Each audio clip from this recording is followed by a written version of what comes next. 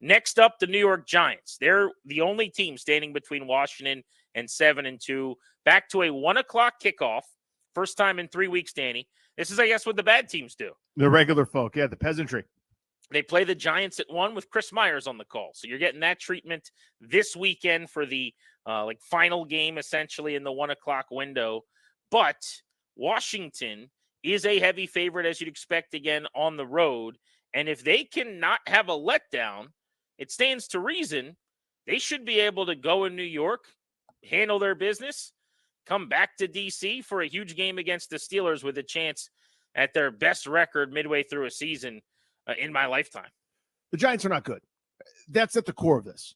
But that hasn't really mattered over the years. And I can't stand leaning on cliches, leaning on those axioms that, those platitudes that people love to say, like, you throw out the records when it's a divisional game. Like, it's just, thanks for the analysis. Appreciate you. I'll see you post game, I'm sure.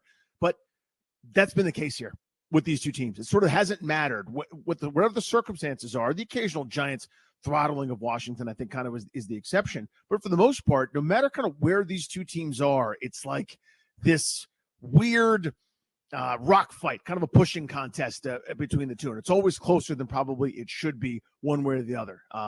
So I'm kind of expecting that, to be honest with you. Washington is superior. That nothing will change if they somehow don't play well and drop this game. They're going to finish with an infinitely better record than the Giants, who are going to pick in the top 10 and are going to look to move on from probably quarterback and maybe coach and GM as well. Washington is in a much better place.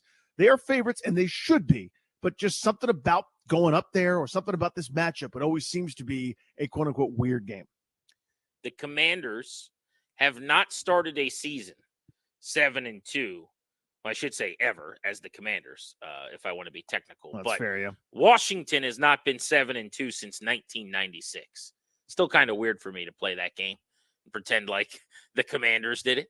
But yes, Washington has not been 7-2 since 1996. I was 8 years old. How old were you, Danny?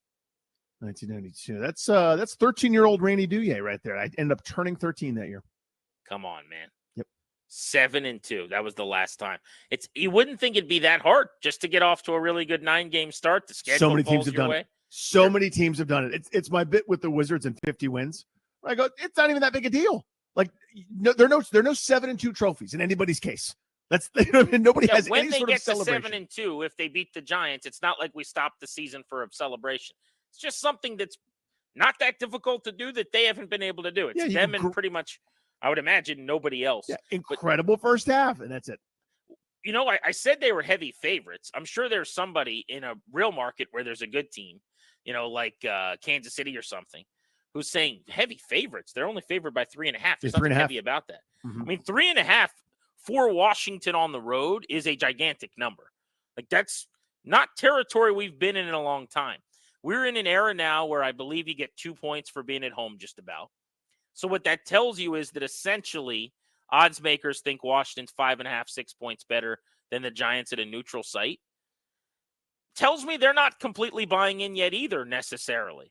I mean, I know the Giants and Washington, as you just said, play a lot of close games in the division, and that New York, to their credit, have actually been a pain to play. It's not like everyone that plays the Giants is dominating them. In fact, the opposite is true.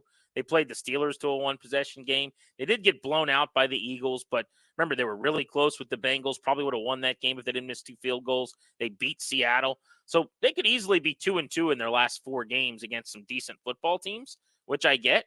But I'm just randomly going to pull up one other game here. Let me look at FanDuel. Like, the Falcons are 3-point favorites on the Cowboys. Essentially, and it's a home game, to be clear, but the Falcons and the Washington Lions are similar. And the Cowboys, you would think, are much more highly regarded than the Giants are. I don't know, man. It just seems like the line is not yet reflecting as if odds makers are really sold that Washington's one of the best teams in the league, which I don't have a problem with, right. But I think that's worth noting. Yeah, no, it certainly is. When you go back to the last several matchups, the Giants have won 4 of 5. Washington won the most recent one. The biggest separation was a Giants 12-point win. There's a tie in there, and nothing but one score really close games. I do think the history comes into play. and Should maybe it? I mean, I don't care about that. I That's know maybe Ron I Rivera. overestimated. I'm it's the kind of thing where I probably put too much emphasis on it because the way the league turns over. But when you get a big enough sample over multiple years that these two teams play ugly, gross, weird games, I already got one this year. It was weird. I don't want to say that's it was gross. relevant to me though. Yeah. But like, what happened when Taylor Heineke and Kyle Allen were quarterbacks? I know. Respectfully, I don't care anymore. I mean, this is a whole different world. You're right, though. The same thing kind of played out. The same caliber of game, kind of game, played out for Washington and New York earlier this season. Now, my argument against that would be, I would poke back on you with, how much different is this Commanders team than that team was? Different. In week 2. Let's not forget, that was the second week of the season. And cover your ears, people who, anytime you hear anything other than Super Bowl, MVP, Coach of the Year, and you take it personally. But week 1, the Washington offense was not good, and they couldn't really throw the ball. Jaden Daniels ran 16 times, but they couldn't do anything through the air that didn't involve their receivers. The first half of that Giants game was just as ugly throwing the ball. Remember, I think JD got sacked 4 times, maybe 5 times, and they again, receiver involvement was minimal. The passing game was not good. He was kind of hanging on to the ball. The whole thing changed in the second half of the Giants game. They hit on a couple inbreakers to Noah Brown. They went down and got the win late. And that was the first half of football where Daniels played at the level that he has for the rest of the year. It was as if something, like there was an epiphany or a breakthrough moment. The game slowed down for him. The next week was Cincinnati, when he still had arguably the best game any quarterback has played all season long for any team. And he's played at that level essentially since. But the first half of the Giants game was not good for this offense. And I guess it's fair to ask, do the Giants have a decent plan? Are they able to defend this offense well based on something that Bowen, their defensive coordinator, Shane Bowen, like figured out? Or is that just a different Commanders team because it was before Jaden Daniels solved the riddle? That is the essential question to me is, we asked, I'm blanking on her name, but for Blitz in the East yesterday, covering the Giants, I'm going, you and I had a discussion about it. It's not like we're watching the Giants intimately and breaking them down. You see them on TV like everybody else, but I still feel like that defense is pretty good. They've got some pretty good pass rushing totals led by Dexter Lawrence and company, and they can be disruptive at times. They haven't always been, and certainly their weakness is the run game. Well, you know what Washington's strength happens to be? Well, they got a couple on offense, but especially that run game. So maybe there's a great opportunity here where you go, now that we have all things firing, Jaden Daniels is fully armed and operational in terms of, the things on his plate and how well he's played, as you mentioned, since really the second half of that week 2 game. Everything's at our disposal. They can't stop us now, whereas maybe they could because we were limiting ourselves. That's sort of the thought. I don't know that this Giants defense is good enough to stop Washington. Even the good defenses Washington has played haven't stopped them per se, kind of outside of week 1 when they got one garbage time score against Tampa Bay, and that's it. But for the most part, even when it hasn't gone great, they're not ringing the bell for 40 points, they're still moving the football with some aplomb. They're still getting up and down the field and still making some plays, and I think that's going to be available to them this weekend. They definitely did against Pittsburgh. I don't know how much they moved the ball when they scored 3 against Philly or 7 against the Bengals. By the way, their home games offensively have been horrific. Oh, beyond dreadful. They're 0-4. I think that they have 1 or 2 touchdowns at home. They have a touchdown, I believe, at home. I mean, everyone's seeing that stat, I'm sure, this week. But look at the performances. They gave up, they lost by 22 and they scored 6 at home in week 1 against the Vikings. Then they were on the road against the Commanders and the Browns. That was 2 pretty decent performances, actually. They lost by a field goal and then won against Cleveland. Came back home and played Dallas. That was the one game where they have actually scored a touchdown. They lost 20-15. Remember, that was a primetime game, and in fact, they were really close to beating Dallas that night. Yeah. They went to Seattle, had their game of the year, their second win, and they won 29-20. It was actually closer than that. If you remember, the Seahawks were kicking a game-tying field goal, a makeable field goal at the end of regulation that New York blocked and took back for a touchdown and made it a 9-point win. But very well could have been an overtime game that they lost. Then they've lost 3 in a row, 2 at home. Against the Bengals, they scored 7. They missed 2 field goals. Against the Eagles, they got beat 28-3 in the Saquon Barkley return where he ran for almost 200. They scored 3 points. So that is home games against Minnesota, Dallas, Cincy, Philly, 0-4. with a total of 34 points in 4 games. I mean, they're averaging right around 9 points or so, eight points per game at home. That's hard to do. In this day and age, in any day and age, really. I mean, since the advent of the forward pass, it's it's pretty See, hard that's to why do. I have such a hard time picking them to beat Washington. I know strange things happen, and I know there's such a thing as a letdown, but this offense is so high octane and so dynamic that even in a game where, let's say, Bowen's defense bows up and they do a really good job, you're going to hit on a couple of explosives. You can keep Washington down. We've seen a couple teams do an okay job. The Bears did a really good job, I thought. Hail Mary notwithstanding, obviously, but like there has been this inevitability to the playmaking, mostly from Daniels. It's not really a whole lot of, it's not like there's a long list of guys that are doing it otherwise, but they find a way, to Kingsbury's credit, to get McLaurin open down the field for a big shot. They find a way to hit something to De'Ami Brown. One game it was him, 40 yards, or, to get Austin Eckler on a screen that goes for 35. Like they do something to break out of the rut. And do the Giants really have an answer to that? Maybe against Washington's defense, they will. But I worry about them when they play offenses that can move the ball and score. When they play teams that are offensively challenged like Cleveland, they destroy them. Carolina, they have blown those teams out. Yep. This will be different at the Meadowlands, tougher environment than being at home like they were in the 2 games I just referenced.